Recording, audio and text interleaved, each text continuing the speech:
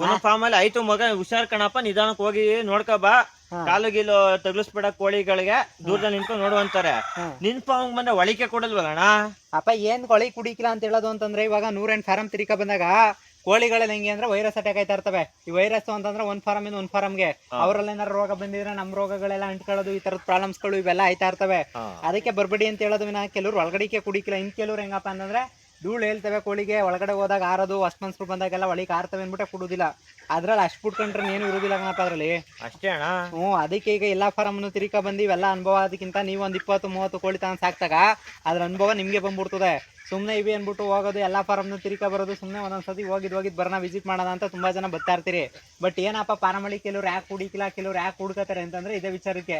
ಈಗ ಕೆಲವ್ರು ಏನಪ್ಪಾ ಅಂತಂದ್ರೆ ಹೊಸ್ತಾಗಿ ಮಾಡಿರೋರು ನಾವು ತೋರಿಸ್ತೀವಿ, ಇಷ್ಟು ಕೋಳಿ ಸಾಕಿವಿ, ಇಷ್ಟು ಮಾಡಿವಿ ಅಂತ ಹೇಳಕ್ಕೆ ಒಳಗಡೆ ಕೂರ್ಸ್ಕೊಂಡ್ರೆ, ಇನ್ ಕೆಲವರು ಒಳಗಡೆ ಬಂತು ಅಂದ್ರೆ ದೃಷ್ಟಿ ಆಯ್ತದೆ, ಮತ್ತೆ ಇನ್ನೊಂದು ಕಾಲ್ ಧೂಳೆ ಹೇಳ್ತವೆ, ಮತ್ತೆ ಇನ್ನೊಂದು ಕೋಳಿಗಳೆಲ್ಲ ಬೆದರ್ತವೆ, ಮತ್ತೆ ಒಳಗಡೆ ಆಚೆ ಹಾರ್ತವೆ ಅನ್ನೋದಕ್ಕೋಸ್ಕರ ಒಳಗೆ ಕುಟ್ಕಳಿಕ್ಕಿಲ್ಲ ಅನ್ನೋದು ಬಿಟ್ರೆ ಇನ್ಯಾವುದು ಇರಿಕ್ಲ ಕಣಪ್ಪ ಒಳಗಡಿಕೆ. ಹಂಗ ಅಣ್ಣ, ನಾನ್ ಏನೇನು ಅನ್ಕೋಬಿಟ್ಟಿದ್ದೆ ಕಣ. ಸರಿ ಬೋಣ, ಇವಾಗ ಅರ್ಥ ಆಯ್ತು. ಇವೆಲ್ಲ ವೈರಸ್ಗಳು ಸುಮ್ನೆ ಎಲ್ಲ ಮಗ. ಬಂದ ತಕ್ಷಣ ಏನಪ್ಪಾ ಅಂತಂದ್ರೆ ಜನರು ಕಣ್ ಮರಳು ಜಾತ್ರೆ ಮರಳು ಅಂತಾರಲ್ಲ ಹಂಗೆ ಇವೆಲ್ಲ ಬಂದಂಗೆ ಮನಿ ಕಳೋದು, ಮತ್ತೆ ಹುಷಾರ್ ತಪ್ಪೋದು. ಅಪ್ಪಟ ಪ್ಯೂರ್ ನಾಟಿ ಕೋಳಿ ಆದ್ರೂ ಒಂದೊಂದ್ ಟೈಮು ಹುಷಾರ್ ತಪ್ಪೇ ಬಿಡ್ತಾವೆ ಜನರು ಕಣ್ ಬಿತ್ತು ಅಂದಾಗ. ಅದಕ್ಕೋಸ್ಕರ ಜನರಿಗೆ ಜಾಸ್ತಿ ಬಿಡುದೇ ಇಲ್ಲ. ಕೆಲವ್ರು ವಿಡಿಯೋನೇ ಮಾಡೋದಿಲ್ಲ, ಕೆಲವ್ರು ಹಂಗುವೆ. ಈಗ ನಾವೇನ ಮಾಹಿತಿ ಕೊಡೋಣ, ನಮಗೂ ನಾವ್ ಬೆಳ್ದಂಗೆ ಅವ್ರಿಗೂ 4 ಜನ ಸಪೋರ್ಟ್ ಅಲ್ಲಿ ಅಂತ ಮಾಡ್ತೀವಿ. ಈ ಕೆಲವ್ರು ಹೆಂಗೆ ಅಂತಂದ್ರೆ ಆ ವಿಡಿಯೋ ಮಾಡೋದ್ರಲ್ಲಿ ಇನ್ನೊಂದ್ಸತ ಹಂಗೆ ಹಿಂಗೆ ಅಂತ ಅನ್ಕೋತಾ ಇರ್ತಾರೆ. ಹಂಗ ಅಣ್ಣ, ಸರಿ ಬೋಣ, ಆಯ್ತು. ಸರಿ ಮಗ, ಆಯ್ತು.